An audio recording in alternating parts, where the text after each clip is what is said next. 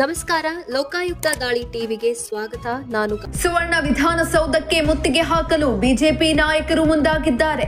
ಈ ವೇಳೆ ಪೊಲೀಸ್ ಅಧಿಕಾರಿಗಳು ಅವರನ್ನ ತಡೆಯುವಲ್ಲಿ ಯಶಸ್ವಿಯಾಗಿದ್ದಾರೆ. ಇನ್ನು ಬಿಜೆಪಿ ನಾಯಕರ ಹೋರಾಟಕ್ಕೆ ರೈತರು ಕೂಡ ಸಾಥ್ ನೀಡಿದ್ದಾರೆ. ಸಾವಿರಾರು ರೈತರ ಜೊತೆ ಕೇಸರಿ ನಾಯಕರು ಪ್ರತಿಭಟನೆಯಲ್ಲಿ ಭಾಗಿಯಾಗಿದ್ದಾರೆ. ಪ್ರತಿಭಟನೆ ತಡೆಯುವ ಉದ್ದೇಶದಿಂದ ಪೊಲೀಸರು ಬ್ಯಾರಿಕೇಡ್ ಹಾಕಿ ಬಿಗಿ ಬಂದೋಬಸ್ತ್ ಮಾಡಿಕೊಂಡಿದ್ದರು. ರೈತ ಹೋರಾಟ ಯಶಸ್ಸು ಆಗುವವರೆಗೂ ನಿದ್ದೆ ಮಾಡಲ್ಲ. ಅದೇ ರೀತಿ ನಾನು ರೈತರ ಪರ ನಿಲ್ತೀನಿ. ರೈತರ ಪರ ಬಿಜೆಪಿ ಹೋರಾಟ ಮಾಡುತ್ತದೆ. ಯಡಿಯೂರಪ್ಪ ಕೂಡ ರೈತರ ಪರ ಇದೇ ರೀತಿ ಹೋರಾಟ ಮಾಡುತ್ತಿದ್ದರು ಎಂದು ವಿಜಯೇಂದ್ರ ಹೇಳಿದ್ದಾರೆ.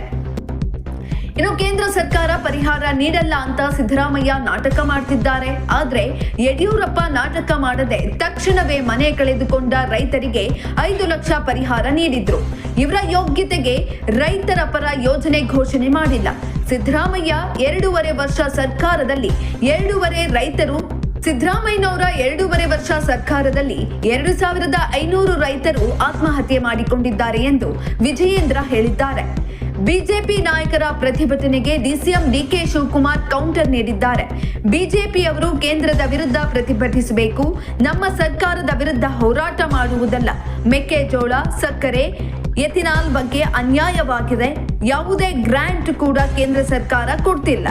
ಒಂದು ದಿನ ಹೋಗಿ ಬಿಜೆಪಿ ಸಂಸದರು ಬಾಯಿ ತೆಗೆದಿಲ್ಲ.